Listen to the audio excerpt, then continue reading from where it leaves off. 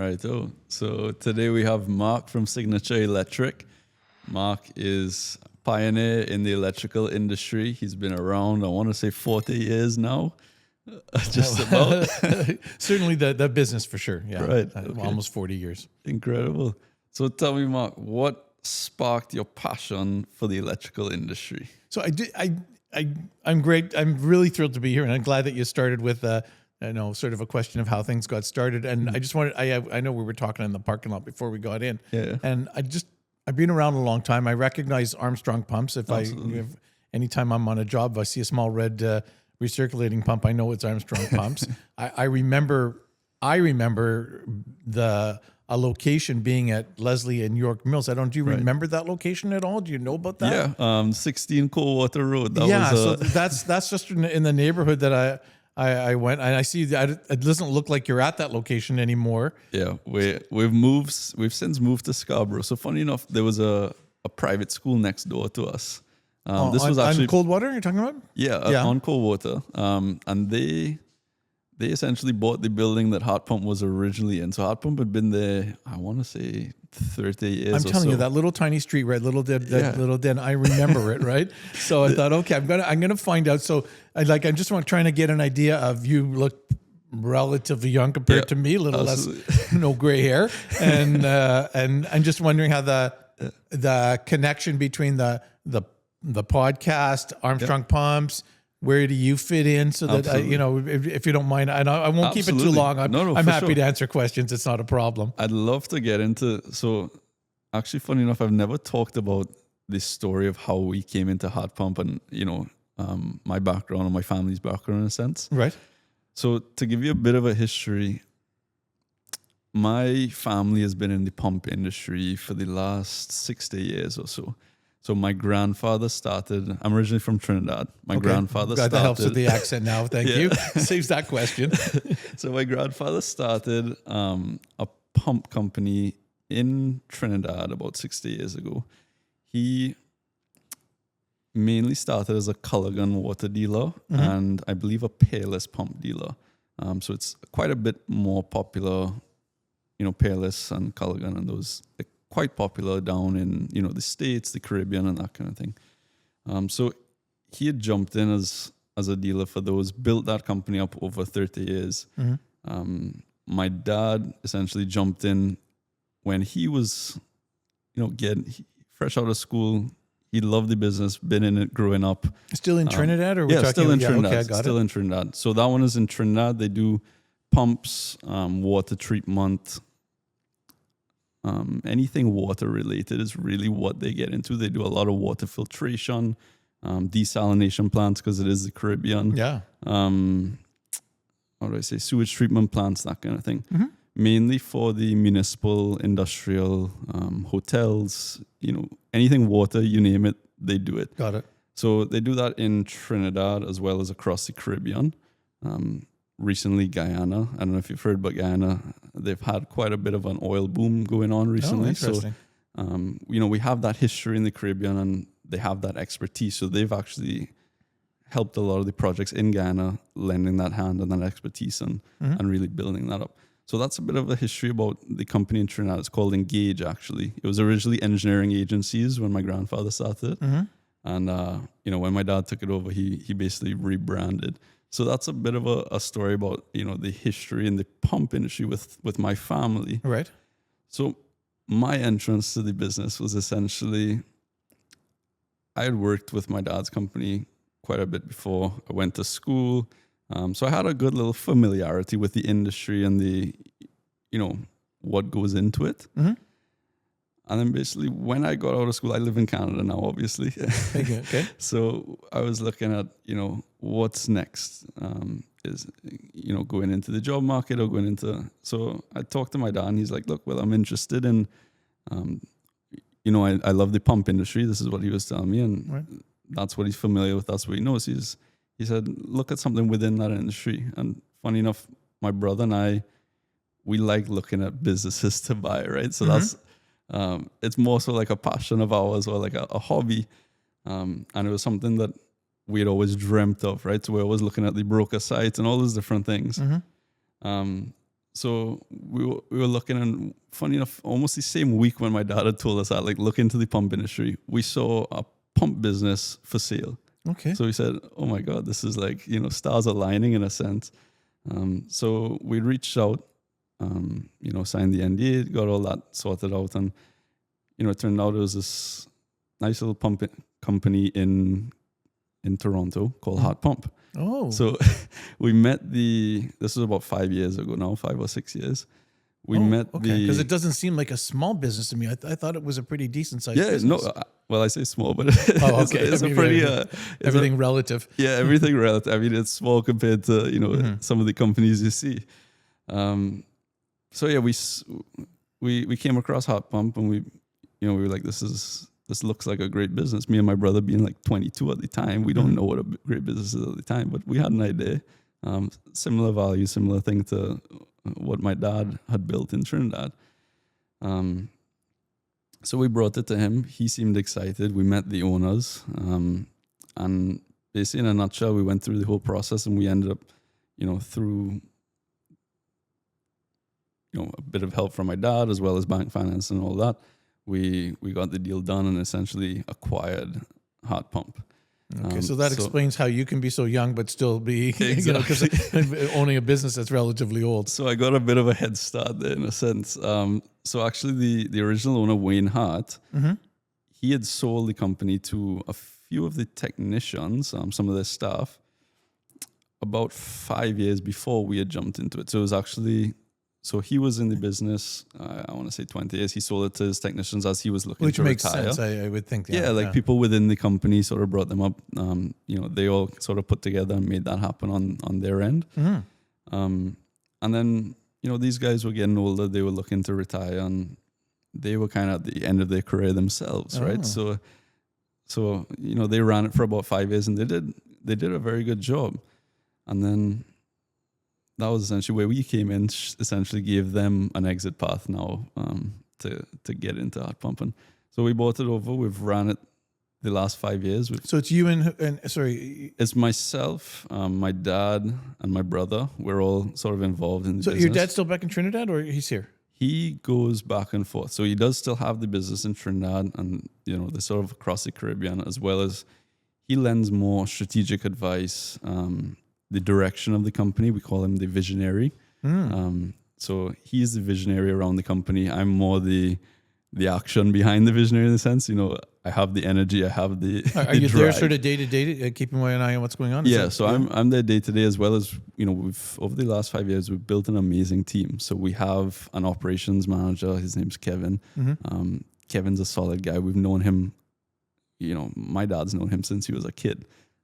So we brought on Kevin. He does an amazing job on the operations side. We have a finance manager. Her name's Christine.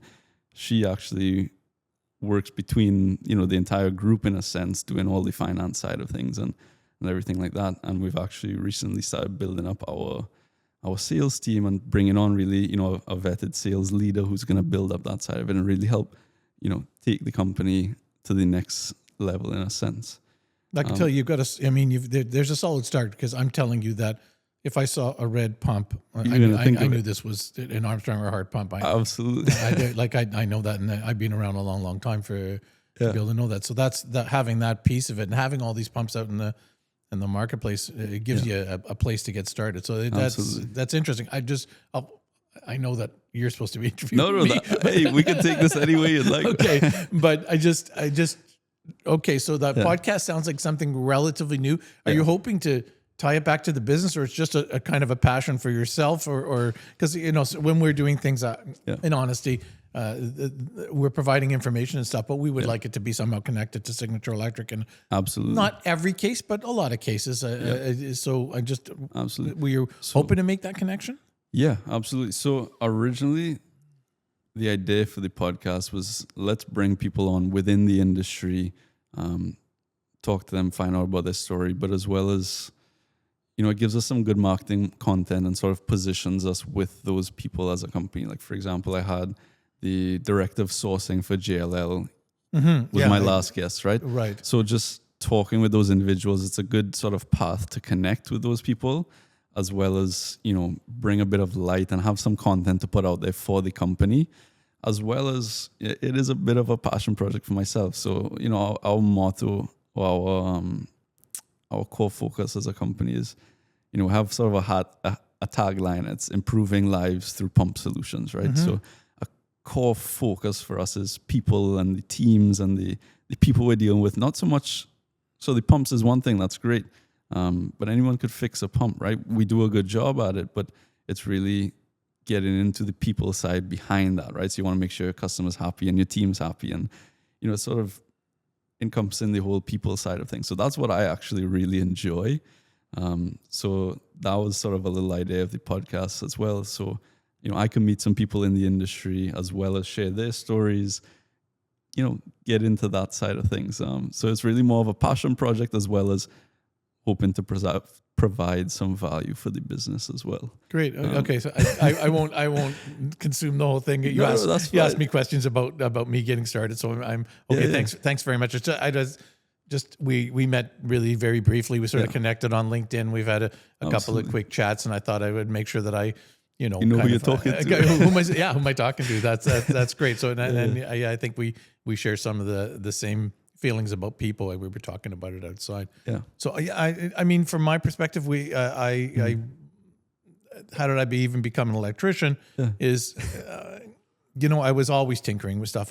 This somehow interested me. If somebody fixed something at the house, if you fixed the dishwasher or the pool or whatever it was, if I didn't move, I was 6 inches away, and believe me, I knew how to fix it the next time. Right. And I thought, okay, well, this is something I'm interested in. And I think when I look at people, I look at one of my granddaughters seems to have an interest in the arts. She was in the car the other day, and she's practicing for a play that she wants to be in. I think, whatever your passion is, try to follow that. You only get so much, I think, most of us, and try to work with what you have. So it caught my interest, and I thought, being an electrician really sounded like it would be a great way to go. And I stepped in pretty early. I know when I was about 18 years old, I finally managed, with a bit of help, to find a job and to get myself registered. And I worked for quite a long time for other employers, not a lot of different employers, and I was doing mostly service, right?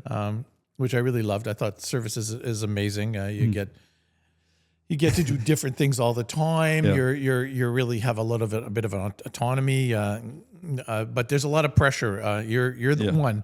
You have to make it work when something goes down. There's no kidding, man. If you want to see pressure, go and see a printing press that's down, and they're looking at you or whatever equipment, whatever, and there's 5 or 6 people in a whole line waiting. It's just a lot of pressure. You've got to figure out how to do it, and you got to figure out how to manage it, and you got to figure out how to do it safely, right? Right. So there's a lot of important pieces. Not everybody's cut out to be a service person, but on the other hand, you could do 2 or 3 jobs in a day, and I don't think sometimes if you're good at it, you don't have to work all that hard. It's not it's not a repetitive thing where you're throwing in hundreds of feet of conduit every day. Right. Although some jobs are like that, but even if we do.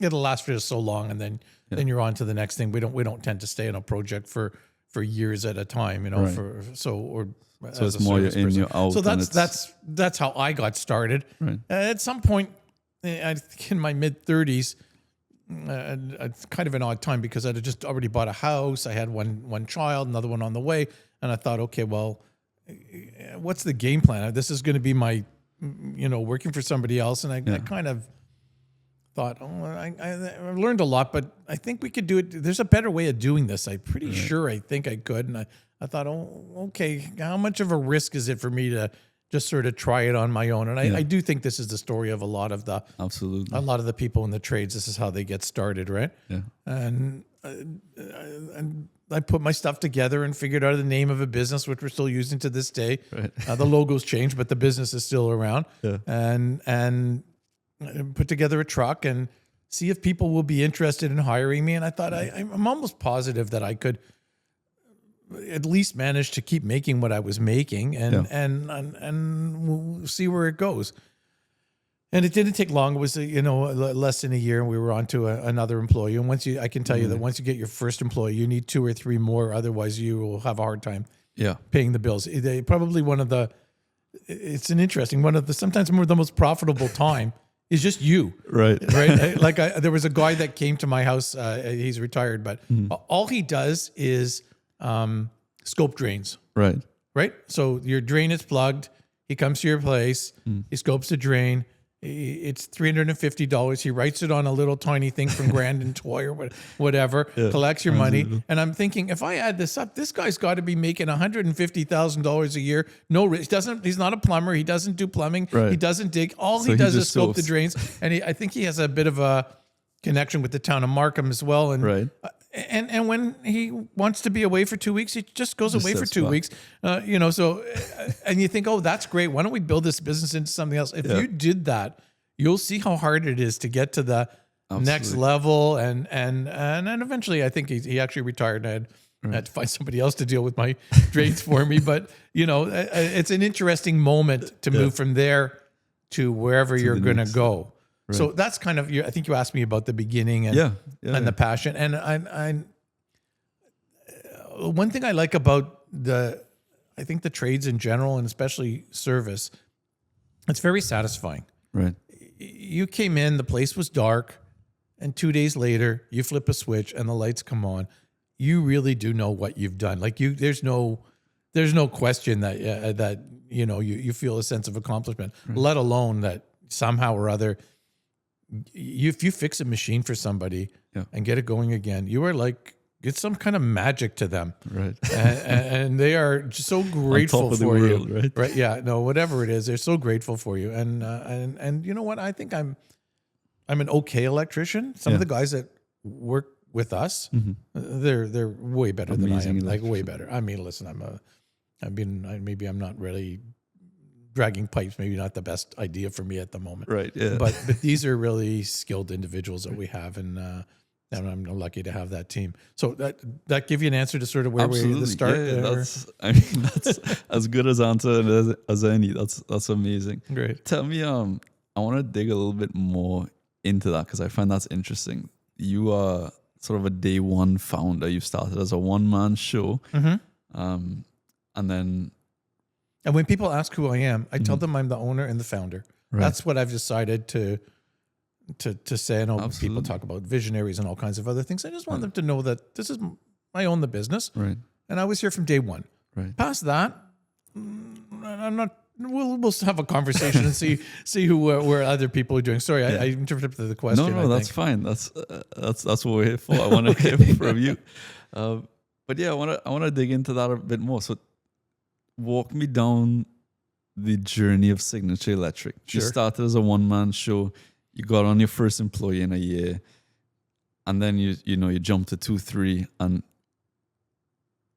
that's day one, right? Let me the story. So not so much the number of employees, but what did you decide you wanted to do? So where I was working before, a good bit of our work was residential, right? Which was fine, and I learned a lot of things, man. I could put a 100 amp service together all by myself, and if I could tell you to this day exactly what you need, every piece of material that you need to do that. But I didn't really love it. I really was determined that we were going to be focusing on, so certainly commercial and industrial work. I felt that this was a more interesting, more stable. You didn't need to, if you got a decent customer, you could provide, call after call, right? It didn't have to keep developing new customers. And to this day, we still have a mix of customers. Right. And so that's exactly what we did. We started with industrial customers, and I was surprised, when I was putting together the business, and if somebody's, maybe you know this, but if somebody thinks they're going to just start a business and they think, well, that should take 2 or 3 weeks to get it together. Oh, it's 2 or 3 weeks to get your telephone number sorted out, and without the telephone number, you can't go down and register a business, and then the registering takes 3 weeks, and then it turns out that you have to actually have a proper name, and then what colors are you gonna what are you gonna put on the truck, or are you gonna put something? And suddenly maybe a uniform seemed like a good idea, and suddenly it's taken months, and all you want to do is get out and work. It's almost like 2 to 3 years to even get started. It just depends on, well, you can't take forever because you got to feed a family and you got to get going. And in the meantime, it turns out that as people are now hearing that you're getting, even if you haven't done anything, they're hearing you're getting into business. They go, oh, could you come do this? Could you come do that? So I said, no, I can't be doing this and that. Anyways, there was times I had to just stop, go do something, come back and get it going. So that got the business going, and we got started, and there was plenty of this commercial and industrial work. We had all kinds of chemical plants and furniture manufacturers and all kinds of things. But as time went on, as things changed in the environment, it happened over time. We got things like free trade. Right. So as soon as we got free trade, and I don't know if you can almost not remember back that far. I don't know that you could remember because I don't know that you were here. No, but that meant that there were companies here that needed to be here to be able to sell into the Canadian market. They had to have a Canadian presence. Right. There were U.S. companies with branch plants here. I remember one that made some fiberboard and things of that nature. Okay.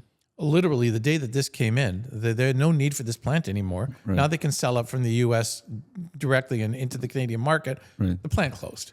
Right. So that happened. And then we started to have China started to be a real player. Yeah. And some of these things that got made here didn't make sense to make them here anymore. Yeah. So those things might have closed. And then property became very expensive around the city. Right. And so having a chemical plant in the middle of the city at Weston and the 401 doesn't make too much sense. It didn't make sense because the land was so valuable. Yeah. It was worth being slightly inconvenienced by being a little further north. Right. And at some point or other, it was hard to get the trucks moved around. Go this morning to, I didn't go that way. I came straight down the DVP. But, you go to West on the 401, you'll see it's quite congested. So it's hard to move around. And so those places left. Right. And at some point, a lot of these customers were simply disappearing. Right.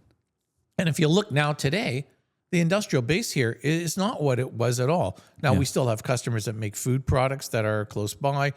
Printing is something that doesn't tend to, translate well to have being done far afield. Yeah. So there's some of these places some of the chemical plants, we still have chemical plants not too far from us that were specialty places. And not everybody's disappeared, but a lot of it did. And one day I kind of looked around, and when the business was still good grown, and we had 3 or 4 guys, and it was okay. I said, "Hold on, this is not going to be a good go forward plan. What are we going to do?" So, as it happens, we were already servicing some of the condominiums in the city. This is going back to the late 90s, right? And I thought, okay, these condominiums, they're taking a bit of work. They're not quite the same as a plant where, we were getting calls. We would be changing motors in the middle of the night. If you have a chemical plant and a motor goes, it has to be running. It makes the guy doesn't care that it's 3:00 in the morning or 3 in the afternoon. Yeah. This is his shift. He's That working. plant has to run. It has to run. It's in the middle of a process or something. Yeah. So we would be out. I can remember being out in the middle of the night by a railway siding, changing a 10 horsepower motor. It was like nothing. It was just, it didn't matter that it was double time. It was irrelevant. Yeah. Anyways, we looked around and we said, okay, I have these condominiums. It does look like people are going to build condominiums in Toronto. And if you go back to the late 90s, there wasn't quite the proliferation that we have now. Yeah.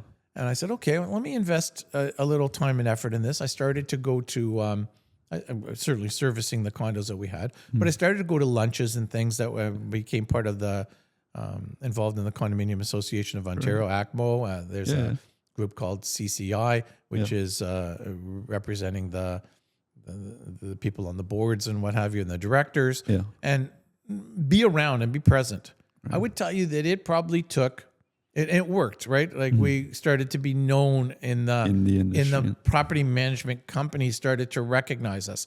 Right.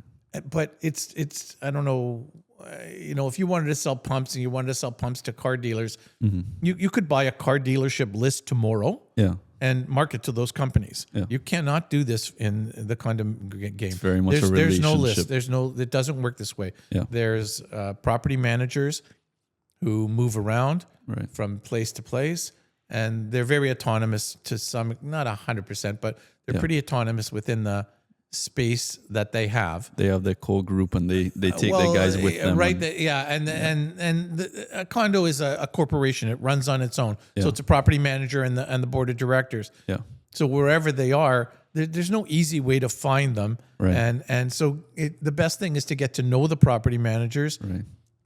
They like you, they trust you, they know you. Yeah. And God willing, as they move from place to place, they'll take you with you or bring you in somewhere new, or not always, but these personal relationships were very good. Absolutely. And it would take, I would say that if you wanted to be recognized, like physically recognized, it took 5 years before anybody even knew who you were. Wow.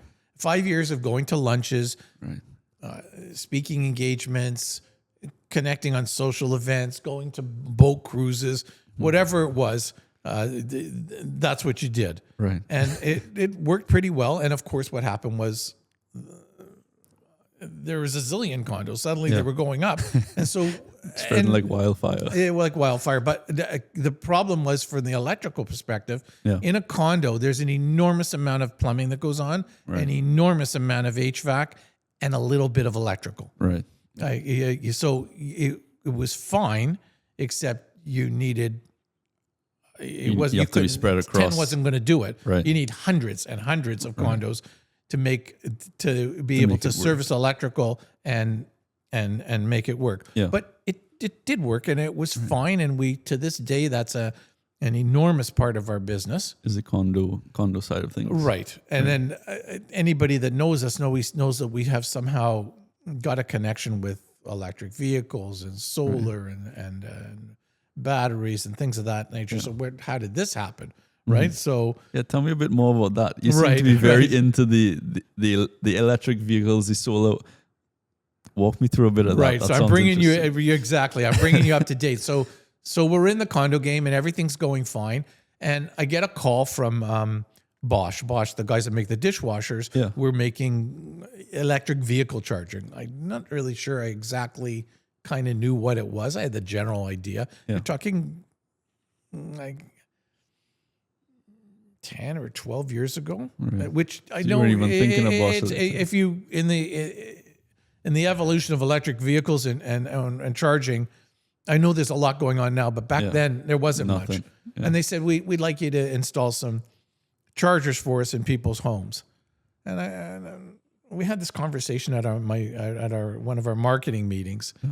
And I go, I'm not all that turned on by this. I really want to be business to business. Yeah. And this sounds to me like I'm going to install dryer receptacles in people's garages. I'm not really excited about this. This isn't really the direction I want to go. And they said, you know what, Mark, it's fine. We'll keep working on the condos that you're asking us about. Yeah. But this, I'm telling you, this sounds interesting. Make a little effort. See if you can do something with this. So I said, okay, fine. So now we're in people's homes and we're installing these chargers. And Bosch is no longer doing this at all, and we have no connection with Bosch anymore. Right. But little by little, it turned out that this actually was a good idea, and Tesla was going to come along, and there was a time when there was only a couple of us actually installing Tesla chargers, and we had but most of them were going into homes at that point. There wasn't anything really else.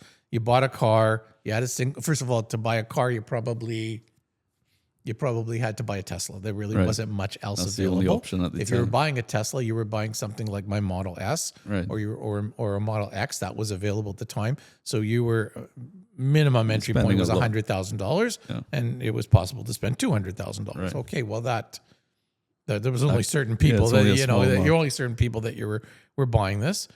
And I saw some pretty amazing homes, and at one point I had a whiteboard filled with leads of places that wanted us to come to see install chargers that I had to try to figure them into kind of areas and how was I going to get there, and we almost couldn't keep up with even just getting to see them. Right. And I was literally myself knocking on doors at 7:00 in the morning.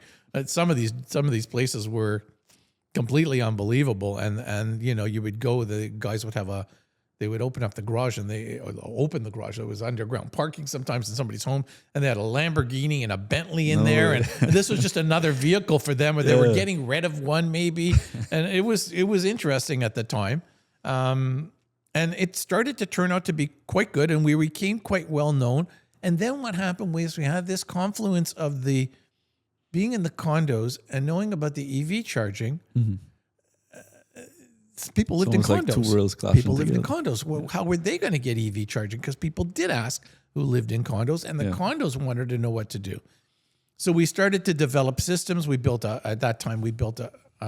came together and built a panel because it's different in the condo. There's a whole back end to it. It's not just, you have a 100 amp service or a 200 amp service. I run a wire, put a thing. Yeah. No, that's not the way it works at all. You have to figure, it was relative. If you're in a single family home, you make all the choices. It's relatively easy. But the condos needed some kind of solution. Right. And we came up with a solution that worked. And then eventually we ended up with what's called now network charging. In other words, the chargers can talk to each other and report out. And we have software companies and what have you. And eventually we didn't continue to make these panels because it wasn't a very sophisticated arrangement. It had sort of a turn off, turn on relay kind of arrangement and a third party. And we installed a number of them, and they were good installs. But now we have, over the last few years, I don't know, longer than that. We've done infrastructure installations for condos. We've got hundreds of these across the GTA that are basically allowing them to be EV ready. And I know that you were looking at a few of my of the things on our YouTube channel, and you'll see that in some cases I've walked you through exactly what these installations look like, and we talk about it. Yeah. So it was a great thing that brought everything together. And as the market has grown, it wasn't at that point just people's homes and condos, but workplaces. We have some massive workplace installations, public charging, and back to our roots, servicing.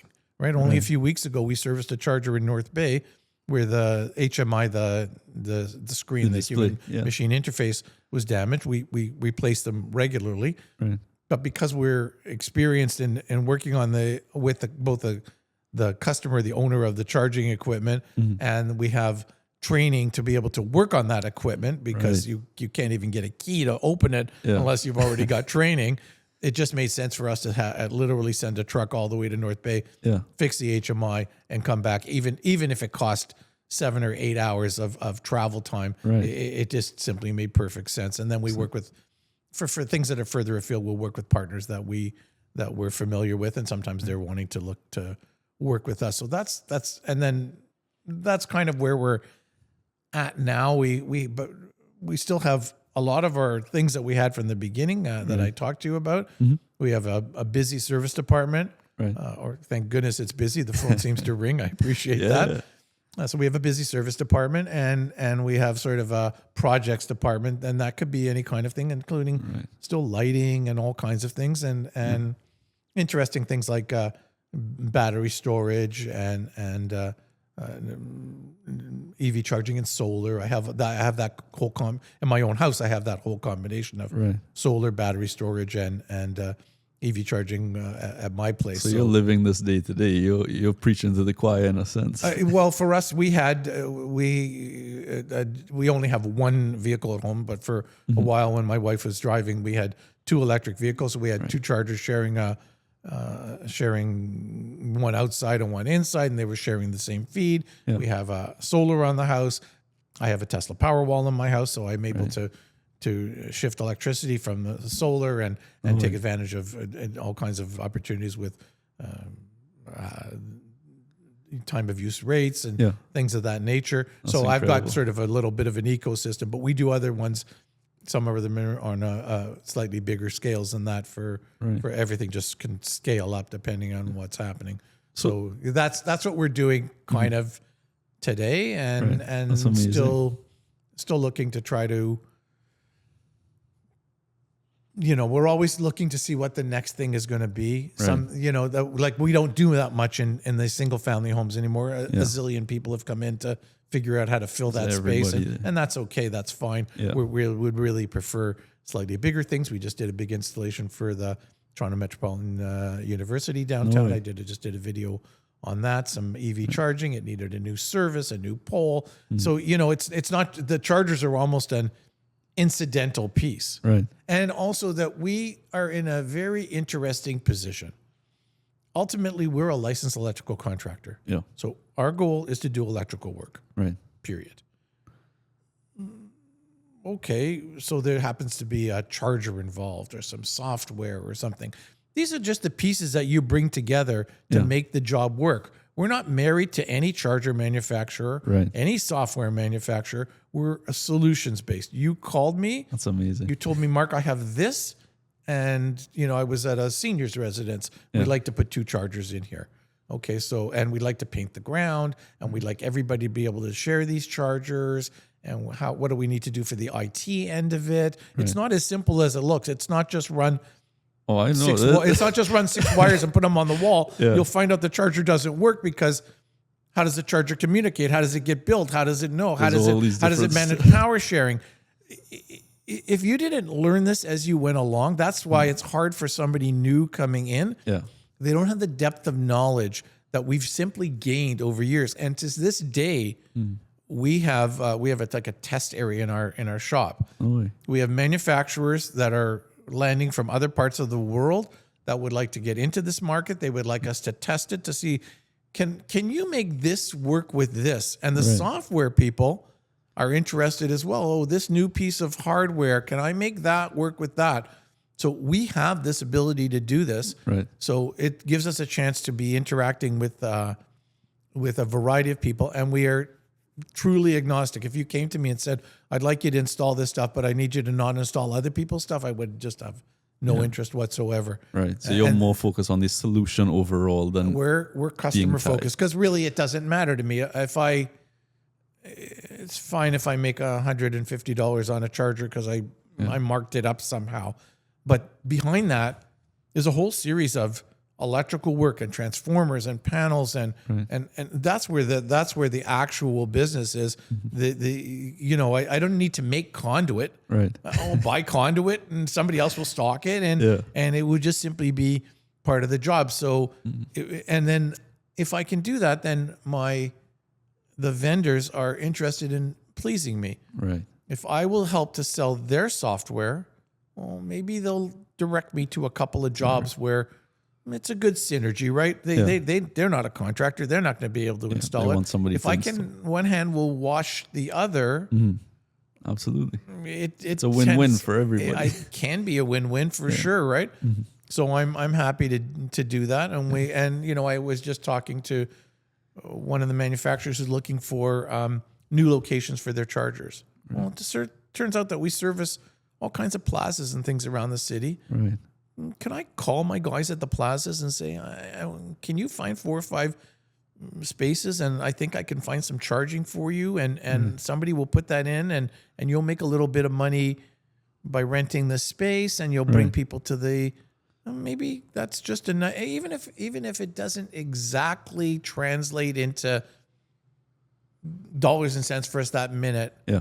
I think these relationships are very important that you can help other people, right? Yeah, absolutely. That's incredible. You seem to be very, I think about our core values, right? Our core values as a company.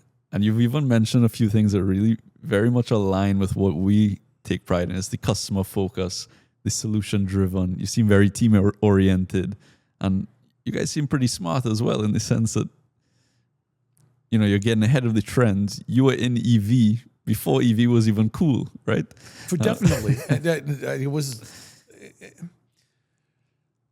We're not a giant organization. Yeah. Maybe there's a small group of 4 of us in the office. Right. That we're not only 4 in the office, but there's a sort of central core. Your core team. And we can stand in the middle of the office, have a conversation for 15 minutes, and decide if this is something that's going to make sense for us. And believe it or not, you'll see it. Sometimes somebody in the group will go, I don't understand. How does this relate back to what we're doing? Right. Is how I don't challenge each other. What's in, because we get excited about everything, right? I know you're excited about it. It sounds like a ton of fun. Yeah. Okay, well, while you're doing that, how is this relating back to keeping guys working or turning the wheels or making the phone ring? Is it pushing And the ball sometimes forward? it does and sometimes it doesn't. We have to prove it to each other. But I don't need to. I don't need to ask a lot of permission to do things. Right. And there, you will see that how maybe you will see the excitement that I have. This is not just me. Right. Everybody has this excitement. Everybody's we're doing kind of cool things with cool customers. Even the electricians.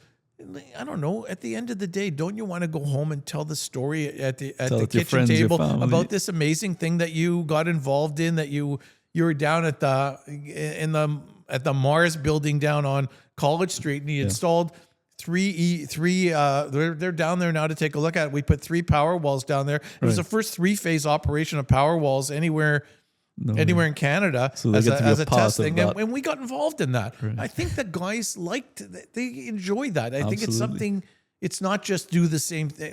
Today I put in 150 receptacles and tomorrow I'm going to put 150 more in. Well, that sounds really exciting. Yeah, big whoop. But absolutely. So I think that part of it is interesting for everybody. And I think, listen, I don't have to come to work. I think I could manage if I had to. I think it's not about how to make the next dollar at this point. Yeah, I enjoy it. I'm having a great time. I love working with the people that I'm working with. I love that they want to do it. I want to be happy when I come to work, and I want other people to be happy, and I want it to be a safe and inviting environment. And I want to be. I will tell owners to be tuned in. Right. Yes, there's a business. Yes, there's conduit to be put in. Yes, there's transformers to come. There's things to be done. But these people have a life as well. Yeah. These they're are people actual, at the end of the day. they're people, right? Yeah. Pay attention because they're going to have something good happening in their life and share it with them.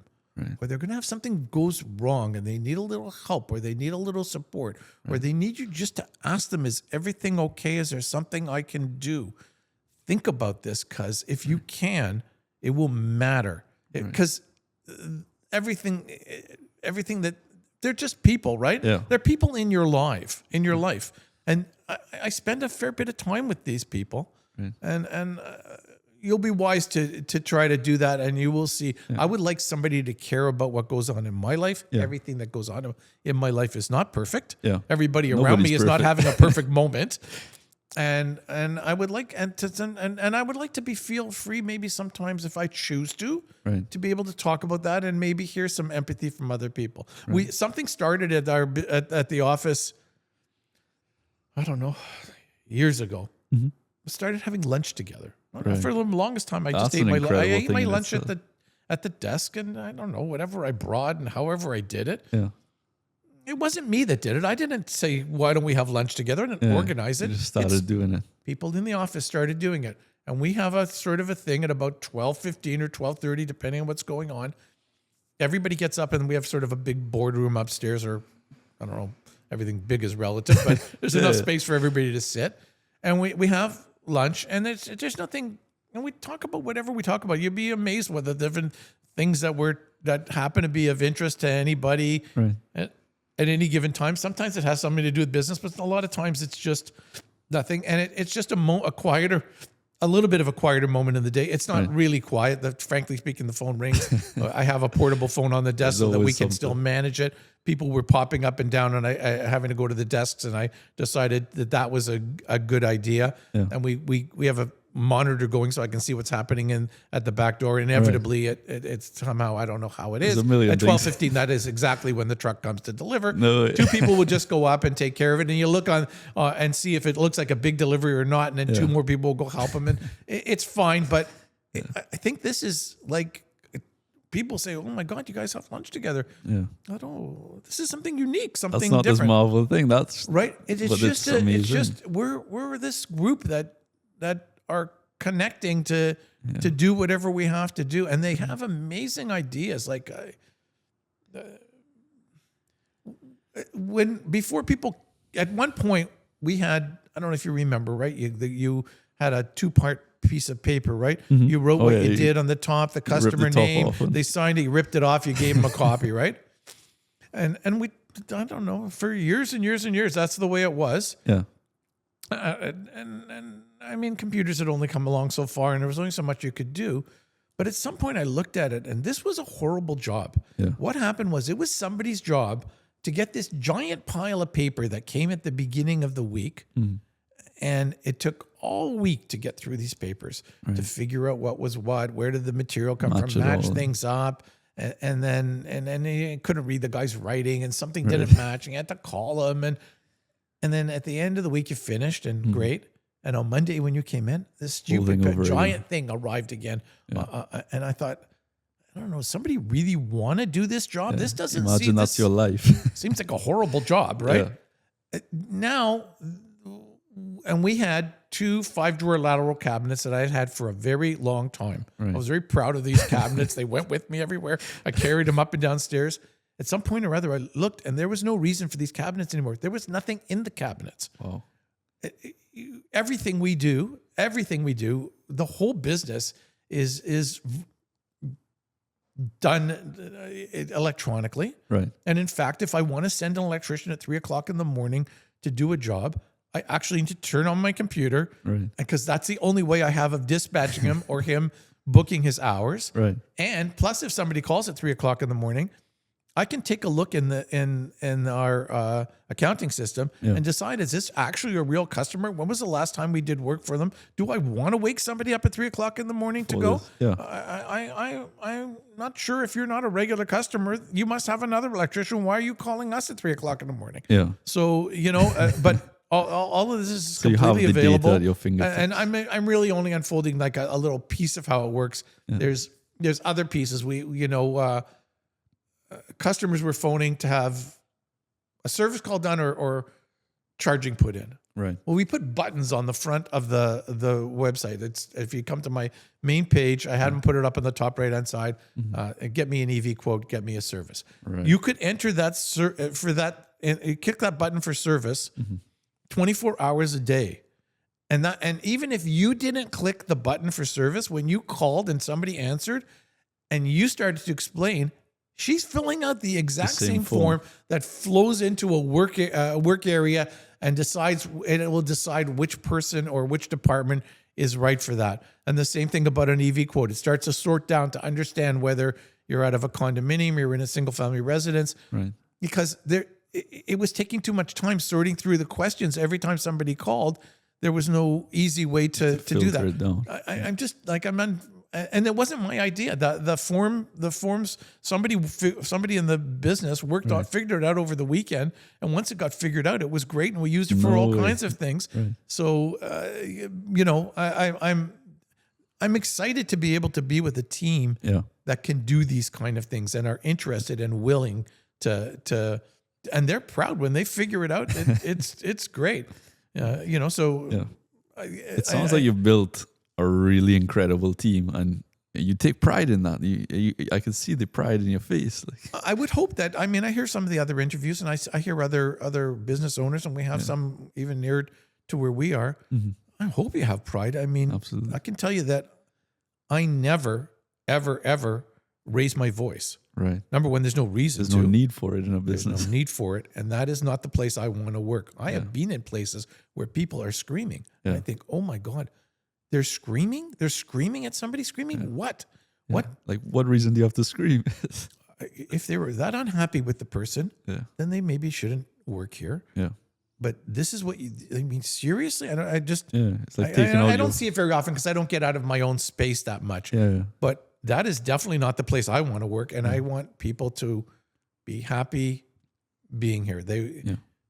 How do I have electricians that have been here 20 years? Right. How's that possible? These are really good. These are really good electricians. They could work wherever they want. Yeah. I guarantee you that people are trying to fish them out all the time. Yeah, I have no doubt. There's a lot of that in the trades these days. Well, I think it's just a reality in employment in general. If you're good, then How do you find the next guy? And I can hear sometimes the guys on speakerphone talking to headhunters. I mean, I'm not an idiot. I get that it goes on. Yeah. So how do you do that? Pay them properly, provide a proper work environment, be a place where they want to be, where I don't know why you'd want to go somewhere else. Yeah. Exactly what will be better when you And get what to you the new already place. have. Yeah. Right?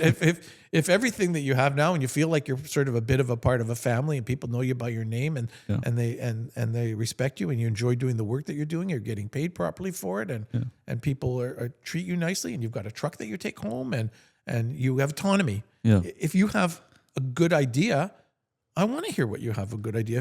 When my guys phone and there's a problem on the job, they don't phone and say, I can't get through this wall or I haven't got enough conduit or that's not what I hear. Right. I hear, I have this problem. Here's what I think the solution is. Is that okay with you? Right. They've usually got the solution. All they're asking me is if it's okay to do it. That right. is amazing. And for the most part, frankly, sometimes they're not really all that interested, in my opinion. Yeah. It's just gonna get done. Yeah. And I don't want to hear every little thing because you will tell me that if I bought a business, I wouldn't buy a business that was so tied to an individual that when the individual left, the business crumbled. That's not a business. Yeah. Absolutely. You will never be interested in that business because it doesn't have value. That's actually one of the core filters. Is like, does this business have key man risk? I mean, any business owner should look at that. If they're the key man, they're actually giving themselves a risk in their, we look at it in our company. If I was to get hit by a bus, could this company do the same or could it do better without me? And that's actually for sure one of the core filters any business owner should look at. Right. I have responsibilities. Yeah. I'm going to go after this and I'm going to go just here on Queens Quay. I have some chargers to look at. They want a charger. Can I go and collect up the information? So I'm going to touch base with the customer. I'm going to collect the information. But once I collect the information, I'm going to take it back and give it to somebody else, and they're going to do it. Yeah. Oh, okay. I'm pretty good at it. I enjoy it. I like doing it. Yeah. But if I wasn't here, they couldn't hire somebody else to do that, or somebody that's already here couldn't do it. No, I think it's completely possible. They have it in them. And that I'm doing this interview. Yeah. Or call it what you will. Conversation. That's all right. They want me to do this stuff. Yeah. They see value in having a face of the business out there. Absolutely. And I never really understood that this was a plan. It wasn't something that when I set the business up when I was, 30-something years old, that I thought I would be doing interviews or education or whatever. No, it came and now it's come. They see value in that and they would like me to do that. They're happy that I'm doing this. They don't feel like I'm wasting valuable time from the business that I should be doing something else. Yeah. They're happy to have me do this. So those are things that I'm doing. But I'm pretty sure that, number one, thank God, if I can, I'll go on vacation and things don't completely fall apart. It's not true. It doesn't happen that way. Yeah. I trust the people that I work with. We all have the same goal. So, it's not really a problem. Yeah. I suppose, I don't really have a plan of retiring at the moment or getting out, but at some point, I guess that's the end goal. Whether you like in the case of Heart Pump, they turned it over to key employees. Well, that makes complete perfect sense. Why not? Who knows it better than people the are there? Who around knows better than the day to day? And somebody coming from the outside, it's a bit of a risk. I think when you buy a business, you tell me. But when you, it's a always little hard to know until you really get into it. I think it's hard to be 100% sure whether you actually can make this business work as well or better. What will happen? When you're there and you're some stranger, everybody will just jump ship and take whatever they want. Yeah, that's one of the biggest fears, actually. It's like, people undervalue the importance, or maybe they don't at this stage, but the importance of culture fit. Like, culture fit is, in anything you're doing, it's almost the biggest aspect. Like, there's financials and there's how does the business run, the customers, all that. But the culture of the business, if that doesn't fit, that in itself could kill a great business. If you bring an outside party in and they don't fit the culture, or your culture doesn't fit what they have in mind, that separation that in itself could really damage a business. So, I would hope that everybody, I guess I'm sure I'm wrong. Yeah. I would hope that everybody has the same kind of culture that you and I want to have. Absolutely. I don't understand who wants something else, but Yeah. I guess there's different people with different personalities. Yeah, Listen, I at our office, in terms of, you talked about customer service earlier on. Yeah. When you call the office, call during the day, Yeah. let alone call at night, but call during the day. You'll be lucky to have the phone ring 3 times before somebody answers, and maybe So you they're don't on even it. get to the bottom of the first ring. Why is that? That's because I think this is like almost the most basic thing. If somebody won't answer the phone, what the hell are you doing? Right? In our office, the phone rings at every desk at the same time. Right. I can see who's on the phone. It may take 6 rings before I decide to pick up the phone. Yeah. But if it's ringing 6 times and I can see everybody on the phone, I will pick up the phone. Even if I can't help the person, I'll figure out who they are, answer, and we'll sort it out later. But get the phone answered. Be available. Put a button up if that makes it easier. If they want to text, how they want, whatever it is, email, whatever Meet it is their that they needs need to in do, we'll help them out because we're there to serve them, not the other way around. I cannot believe how many places I call. I don't can't even even pick get up. my way through the phone. I can't figure out how to actually, and not necessarily gigantic businesses. I understand when you're calling Toronto Hydro, they have a number of departments. You can't just necessarily have somebody answer the phone. Yeah.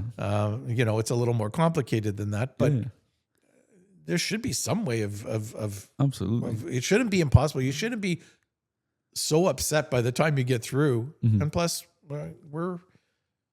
we have competition. I suppose if somebody can't get us, they'll find somebody else, right? So Absolutely. We're here to serve the customer at the end. and the other thing is that if you can do that, that's the most difficult thing is to get the customer to call you to begin with. Yeah.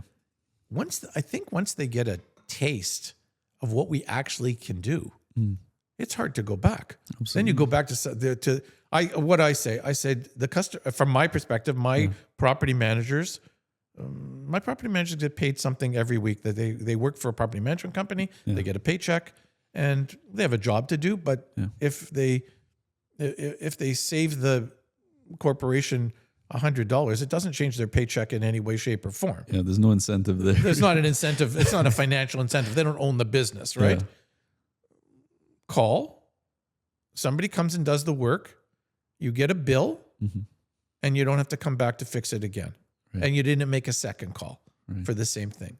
This to them is like the most golden, amazing thing in their life because they can barely keep up with the phones and emails that they have. Yeah. And if on top of that, they have to make multiple calls to their vendors and things aren't working and they need to, this is just a giant waste of their time. Absolutely. And once you show them that can happen, do you think they're going somewhere else? Why would they? I don't think so. If it works, it works, right? Well, they get, and all these pieces that you and I have been talking about, they're running in the background. Yeah. I have a hard time taking it out on a plate and showing it to them. Yeah. It's not simple.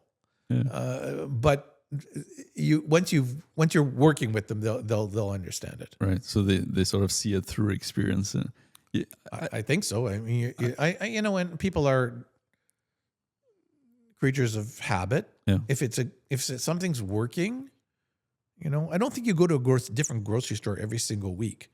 The grocery store you go to, you kind of know where to park, and I remember where that cereal is, which aisle it's in, right. and I'm treated pretty well, and I recognize the person that checked me out, and I'll just keep going there. Yeah.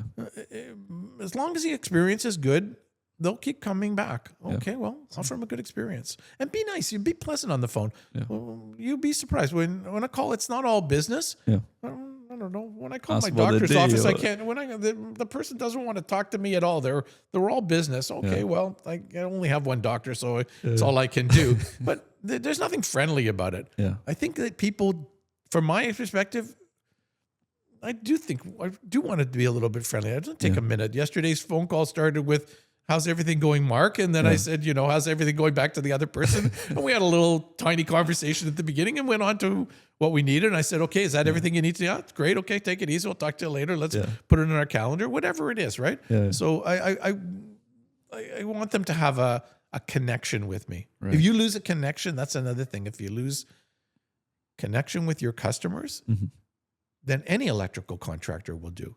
You're nobody. All you are is somebody who can put this receptacle in. Right. Now, as far as they're Become a concerned, commodity. everybody can put the receptacle in. So what do Why I need? would they go What do I use- need you? And what happens if Joe will put it in for $5 less? Right. Well, that sounds the same to me. Everything's the same. Yeah. Well, you and I are in the business. We know everything's not the same. Yeah. Every pump install doesn't look the same. Yeah. Every installer's not the same. $5 might cost you a lot more in the back. It very well could. So and you need to trust, right? You don't know anything about electrical. Yeah. Well, perhaps you do, but But most people don't. ultimately we're Yeah. trusting you to make the right choices, to do the right things, to have our best interests at heart. Yeah. Somebody wants me to. We were at a condo that had a problem with the whirlpool. The whirlpool wasn't working. The poor property manager was just getting endless for whatever reason. Whatever, I don't know how many people use this damn whirlpool, but she was getting endless emails. Well, she'll get and 100 we calls. went there, and there was a problem with it. It's quite a complex system. You'll be surprised that a commercial whirlpool is got a lot of safety pieces to it, and there's several pumps, and it's not that simple. Yeah. You maybe know that from the pump. Yeah, right? There's a lot that goes there's into a lot. There's a lot to it. Yeah. And we were doing some service, and then the guy thought maybe something else was wrong, and when he went, there was a suction piece that wasn't working. I said, hold on, just stop for a minute, please. I called the property manager. I said, do me a favor, please bring in the pool company, and I'm coming myself, no charge, and I just want to see this for myself. I already saw the pictures. Another thing that we collect, we have pictures of everything that we do. These things live permanently. I could look back for years to any That's event. incredible. I said, no, this is wrong. This looks like this piece of equipment is as old as the building. It looks like it got rust is in it. It got. I said, we're going to take everything apart and start with the pool manufacturer from ground zero. She goes, please, Mark, please do this for me. I gave her a price. It was probably 2.5, 3 days work. Yeah. It's working perfectly. The phone is no longer ringing at her desk for it, and she's on to do other things. Right. They're thrilled. I didn't try to cobble it together because I know I've been doing it long enough. I know we're going to cobble this together and cobble that together. And all she's going to ask is why, what? And then if I'm going to say at some point to her, well, maybe we should have just replaced everything. She's going to go, why didn't you offer that to me before? Yeah. If you're thinking cheap all the time, don't assume the customer wants to be cheap. Yeah. That's a Do mistake. something reliable that's going to work permanently. They will respect you. They will remember. I solved her problem wasn't that the pool wasn't working. Her problem was that people were emailing her 7 times a day, and she couldn't get her work done. And the people that she was serving, whether it's the board members or the people that live in the building, were not happy. Yeah. I need to fix the happiness part of it. The pool was a minor item. The pool is like, that's what gets you to the happiness. Exactly. in a sense, right? She's thrilled, and now she can get to do her work. And from their perspective, it got fixed, and she took care of it. That's what it was. Something. It's always something that I can think of from Absolutely. 2 weeks ago, right? Yeah, no, absolutely. I mean, funny you mentioned that. Like, I always think of that, especially in like, you and I were in essentially the commercial, residential, industrial kind of space, right?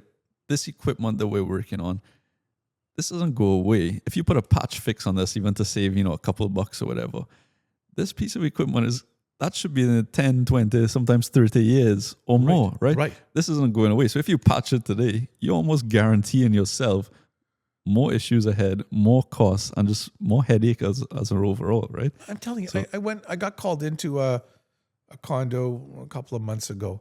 Something wasn't going right with the EV charging, and that somebody put some system in. Yeah. They'd done a horrible job. Like, it was really terrible, and they didn't really know what they were doing. But on top of that, the wiring physically down in the garage looked horrible, like horrible. Right. So, and I stood there with one of the board members, and I said, I don't understand. Look here, just look up. Yeah. I know you're not an electrician. Yeah. This is acceptable Tell to me you? if that looks right. Like, does that look okay to you? You're willing to live. This is your garage. Yeah. You're willing to live with this for what you just said. The next 30 years, it's okay, right? Mm-hmm. And it wasn't okay. It wasn't done right. And on top of everything, in order to fix it, we had to do what needed to be done right to begin with, which was not feeding it from where it was. And I still needed another $3,000 to remove the garbage that's there because I couldn't leave it the way it was. Right. Now I don't think it still sorted itself out because it doesn't feel very good for them. All this money got spent and now we're back to square one. But now you have to spend more because you didn't do it up front. Right? Think about it. Think about what we have a reputation, say, in the condo industry. Yeah. If I do a shit job, I'm going to find myself, number one, people be talking behind my back. Yeah. And some could be worse than that. They'll just feature me in an article in the next ACMO magazine. That's the last thing I want to have. You don't want that. Right? So if the person is just here to do the job and move on to the next thing and has no stake in the game, there's no value and to I don't that. know when the price seems too little, you're so excited, or do you ask yourself? Like, they said, "Oh, can you give us references?" Well, I would hope that any sensible person that's going to spend $50,000 even is going to ask for references. Check a few people. Yeah. If you didn't ask for references, what exactly were you doing? Yeah. So, anyways, sorry, maybe I'm off on a bit of a tangent. I mean, it's very true. I mean, it comes down to like price is a factor, but it's not the only factor, and there's so much that goes into it. So much more than just the price. Like you say, you have to trust who you're working with. You have to know that they're going to do the right thing. Know that they've done this before. Like you mentioned, it took you probably 10 years to get to where you are with the EV side of things. Or even, I'm sure you can list off a whole bunch of other things, but there's so many factors that go into making a great job. Right? For sure. When the pump doesn't work and either the AC or the heat, it doesn't work, and there's a whole section of the building with no heat or air conditioning, you want to know that AC is coming back on. It's pretty important. Like, these are really critical items, and these are people's lives and homes, right? Yeah. Well, that's really where it comes down to it. Like the people are the core aspect of it. You're not here to fix a pump. You're not here to install an EV charger. You're there to make the person who called you. You're there to make them happy. You're there to, like you say, solve their problem and you know what? That's the part of the reason I like to go out to the jobs. Right. I am getting to see a problem, and I have some input in how to solve it. Right. I like that. I've always liked that. So you love the collaboration. That's why I'm happy to be doing this piece of the business. Yeah. I'm calling suppliers and figuring out prices for material and entering it into spreadsheets. I did this for a long time. It's fine. You've done enough of it. But it's not my favorite part of the job. Yeah. So tell me a bit more about that. What is your favorite part of the job? Like, what really gets you out of bed in the morning? This is exactly where we were going, is the people. Right. The property manager that I'm going to see downtown, she's lovely. We've been dealing together for a long time. She's upfront and honest with me. I'll go and say hello. There'll be a smile on her face when she sees me. Mm-hmm. I love that. They need a charger in a certain area. There's a bunch of coordination to do. I'll collect up all that information and bring it back. It's great. The pool that I just spoke to you about. Yeah. Oh, I get to make these choices. Right. So I like that. The people part. I'm very much of a people person. I'm not somebody that does great all by myself all the time. I need a little bit of somebody around me. So I think it sort of works well for that. I'm happy to be doing other things too. That the business is a bit more independent. I'm a little older. Mm-hmm. We do other things. We have we've been asked by a group called Pathways. Pathways is a group that helps to bring people that want to get into the trade that are not a natural fit. Yeah. In the case of the few classes that I've spoken to, they've been mostly women. Right. And just the program's supposed to help people that hard enough to get into some of these things anyways. Yeah. And so when I get there, I do a little slideshow and I talk about the EV charging, and there's nothing really in it for us, to be quite honest with you. Yeah. These are just people getting into the trade. Yeah. But it's a chance for me to tell them that I bring up a slide of me from when I was, just getting started, and there's a rotary dial phone in the picture, and a watch with the little buttons for the calculator on it. And I said, this is me when I was you, right? And hopefully it's a little bit inspiring. It's fun for me. I I enjoy doing it, and it's a chance to give back a little bit. Yeah. Not everything needed. We don't spend a ton of time on it. We're pretty good at it. You know, not everything has to have a dollar figure attached to it, right? And again, I think I believe a little bit in karma. Yeah. You know, God only knows who these people are or what it will be. Yeah. No harm in talking about the name of the business or myself. So, you know, I enjoy doing. If you're asking me what gets me up, it's that, but also it's the people. Right. I'm happy to come in the office and people we say good morning to each other. We make coffee together. Do you need coffee? I brought these cookies from at home. I'm going out to get lunch. You need something. I love this, right? I love this. I work with smart, positive people. I love that part of it. That's incredible. So you really are you call yourself the founder and you're the visionary, really, and that's really what it comes down to. You know what? I heard the other interview that you had, and the guy was talking about being a visionary. Yeah. But you know what? I'm one person who has whatever life I had up until now. Right. I never really worked on a construction site. Kind of, but not really. Yeah. Be open to the fact that you only see so much. You only know so much. You're limited to some. Be willing to understand that you're limited by your life experiences. Yeah. If you bring other people in who have other life experiences and especially experiences in the business that you're in, they may bring new things that you never thought of. Be very open to that. If you think you know everything, I'm impressed with whoever that is that thinks they know everything. They're a way better person than I am. That's for sure. Yeah. I don't know everything, and I am thrilled. Like sometimes, and also, I am thrilled. I am thrilled when something good happens, and when it does, I say thank you to these people. I acknowledge it, not because it's the right thing to do, which it is, but I really truly do appreciate it. How would I manage without them? Right. I can't. I can't. And I if we have a decent year, I'm happy to share that, whatever way it is. Whether people are getting bonuses, whether people are we take a night out and go to the races and spend a few $1,000s having a good time together. Whatever it is, I'm happy to do that. They're making my life better too. Right. So you're a people-driven leader. Definitely. I mean, again, I only can be who I am and what I do. Yeah.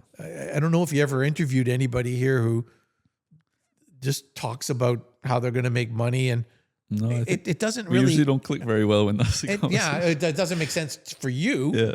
But then you know what? That person's probably not going to be doing a podcast interview. That's probably the reality of it, right? They usually filter out before we get there. No, I don't know. Maybe I'm around. I don't see too many of these. I really don't see too many of these people there. I don't think it works anymore. No, I think that's a very that's gone out with. I hope so. I hope so. I think this. From what I see, this generation, this whole new era of people in business, they seem to have that similar sort of core to them, where they really do value both themselves, but the other people around them, the people they're working with, and that's a huge aspect of it. Right? If you're not, how's it going to work? How will you? I don't know. How will you build a business without people? Without happy people, if you have a constant churn of people. Mm-hmm. I don't know how you manage that business. Yeah, when we lose somebody, it's a problem. There's nobody that I can think of right now in the office or in the field that I would say, well, if we lost that, it would be okay. I'm not really too worried about it. No, I don't feel that way literally about anybody. Some of these really special people, and I wouldn't feel that way about losing any of them. My biggest concern is making sure that we can continue to have a stream of work to keep everybody busy. This is not an easy matter. Yeah, things do not just roll in. Business does not work that way. To fight for it, in a sense. You do need to keep fighting. Listen, we've been doing it, for almost 40 years now. Yeah, you think it would just be at this point rolling and wouldn't have a problem. Listen, I some of the competitors, not competitors, but some of the people in the industry that are building these condos that we do work for, we do work kind of at the end with, we'll do the EV charging piece of it at the end in some of these condos. So we become well known with some of the developers. Some of the electricians, electrical contractors are laying off hundreds of people at a time. Imagine laying off hundreds of people. I mean, first of all, I'm having a hard time in my mind imagining the size of the business. That's one thing. But on top of that, oh my God, and it's having a very negative impact. It's all this, a lot of this is driven by uncertainty. What's happening now politically is just even just a general politics of elections and things happening. Forget about the states part is just even more difficult. All this uncertainty is causing a real problem. Right. Businesses can't. You tell me, businesses can't operate in uncertainty. No, like even talk of uncertainty makes a bit of uncertainty in itself, right? So for sure, there is uncertainty in the world, and that in itself makes things shaky. Everyone is, as a person, it's kind of core to, make sure you're secure on what you have. And right. So, I mean, overall, if people are uncertain, people don't spend, whether it's on a business aspect or it's corporations spending, people, they want to make sure they're keeping what they have secure. Yeah, and you got to eat. Yeah, exactly. Everyone's got to eat.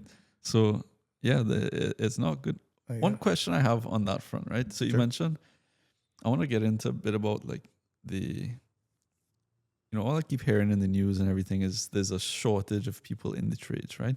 So what I keep having this sort of internal debate in my head is like, if there's such a shortage, why are we still hearing about, 100 people getting laid off? How is that the reality if there is such a shortage? I don't know if you have an answer to that or if you've put any thought into it. I think about this all the time because I don't know. First of all, I almost cannot remember a time that I don't hear the radio, some kind of report or something that there's not enough tradespeople or everybody, people should get into the trades instead of going to university or whatever, or that it's a good job and we have to convince people that it's a good job. And my skin is crawling when I hear this, It's all I hear. Well, first of all, let's divide things up. When I wanted to become a tradesperson, I wanted to be an electrician. I wasn't interested in being I wasn't interested in being a plumber or HVAC or whatever the case was. It just didn't happen to interest me. This interested me. And it turned out it's been a very cool thing. Like we're talking about things. We haven't even talked about the possibilities of what might happen electrically in general and the changes that have happened, but it's been enormous. I don't know that. You tell me. I don't know that really pumps have changed all that much, or piping and what have you, or even there are some changes in HVAC, but I don't know. There's still a lot of them look the same. Yeah, it's that kind of thing. So, but those things that I just mentioned are good quality regulated trades that pay fairly well, and that's fine. So when you say there's not enough tradespeople, first of all, I would like 2 days to go by that somebody isn't emailing me looking for a job. That trying to get into the trade. But I don't forget about that. I could call the union hall now and have 10 guys tomorrow. There would be no issue. How's that possible? I guess if 500 guys got laid off, there's a lot of people looking for jobs. This is the part of the uncertainty, right? That you could plan the labor pool if you knew what was going to be. Right. Well, okay, what happens if you plan and you decide, I'm going to bring in all these apprentices and I'm going to bring them in from the Pathways program or whatever I'm going to do, and they're going to have somewhere to go. When the next day, 3 companies lay off 500 people and 1,500 people are looking for work. Well, this is a little hard. You can't operate like this, right? It's fine. If it's fine if you're making or manufacturing pumps. You have to have an idea of how many pumps you're going to make, and you can't very easily stop just making pumps, and you have a hard time tripling your output. You need some kind of certainty to understand how it's going to be. There's a limit to in the parameters you can manage. So this is part of it. So when you talk to me about there's a shortage of skilled trades, I need to understand what you mean by skilled trades. When you say it to me, I think electricians. Yeah. We are electricians, so that makes perfect sense. That's the first thing that comes to Right? mind. So that's okay. Well, I'm pretty sure there's not, because it seems to me I don't have to convince people that this is a good way to make a living. Right. That when a guy makes $150,000 a year, has a truck that his employer pays for, and that sounds like a decent job. I'm sorry. It's to anybody. Very satisfying. I don't think I have to convince anybody that's a good job. Yeah. But there's other trades. So do we mean drywall, Right. bricklayer, painter? These are perfectly legitimate skilled trades. Yeah. I'm Nobody really talks I'm quite about. positive you cannot lay brick. I Yeah. promise No. you they think you can. I doubt you could fill in a window and properly lay the brick. It's not. There's a lot that goes into It's that. not a simple thing, but it's a very difficult job. Yeah. It's a very heavy job. It's all that happens outside. You're working with sort of some types of chemicals. Yeah. It's not simple. Is that the trade we mean? I don't hear this conversation. Yeah. There's Would not you enough of would that, you for like sure. to be a painter? I don't know. The painters I see seem to be doing a perfectly good job, and it's a fine job. I don't know. Seems a little repetitive to me. I don't know. Maybe. I'm pretty sure I don't want to. I remember when I was in the old days, drywallers made a fortune. Right. Fortune. Every drywaller I know, first of all, the drywallers were on the job before anybody, and they left at the end. I never saw them come or go because they were always there that long, and they made a fortune. They all had swimming pools and everything else. Right. But it was a horrifying way to make a living. Right. So, what advice? You mentioned that you speak to people who want to come into the industry and that kind of thing. What advice do you have for somebody who's been, the leader, the people-oriented leader? What advice do you have for newcomers to the industry? Okay, so how did I get to become an electrician? How are you going to be if that? First of all, find something that does work for you. Right. I have a son that does some framing. He loves it. He tells me I'm out in the sunshine and bundled up, and it's very satisfying. Right. There's absolutely nothing wrong with that. Right. Find what you want. I would tell you that it is hard to find the first job. It's hard to find the first job For any trade. for Or any job. not even a trade, right? Yeah. No matter what you want to do, getting started and getting your first job, it's just not easy. Yeah. I'd like to see I think they're doing some of it, but I'd still like to see a much easier. If people think that, if the government thinks that entry into the trades is something that's important, make it easier. I don't know that they're connecting schools. I still don't know that they're actually connecting schools. Where's the website or email address? 1-800 I want to be a plumber. Yeah. I'm not quite. I'm not quite sure, right? Yeah. But find your job, and if it's resonating, you'll make a living. I never had problem putting food on the table. Right. My family was supported. My second house I bought, I was still working for somebody else. So it wasn't like I had some slush fund from some great business. Yeah. It is not the way it worked. I did okay. I made a good living, and I felt satisfied every day. If that works for you, go ahead. Find whatever your passion is. And if a trade is what it is, go ahead and pursue it. And I respect the people that are reaching out to me, sending me emails, looking for jobs. That is how you job hunt. Right. Ask the people around me. I think, to be quite honest with you, I think somebody in my family knew an electrician and helped me to get my first job. I think that's actually how it happened. Right? So the people in your phone book could be the first touch. Let's God help me. So we got friends and family. And be nice to your friends and family who need them. So reach out that way and make sure it's something that works for you. If you got a mechanical ability, like you'll hard to do it if you can't, if you don't kind of feel bit of a natural feel for it. It'll be hard. Right. Okay. I don't find them afraid to be out in the cold, or that's just not what I see. Reality. It is not what I see. they're happy to do this job, and it's again very satisfying. So That's incredible. keep trying. I wish I had I wish I could just announce the number or the website for you to go to, and that in 3 weeks you'd have a job placement.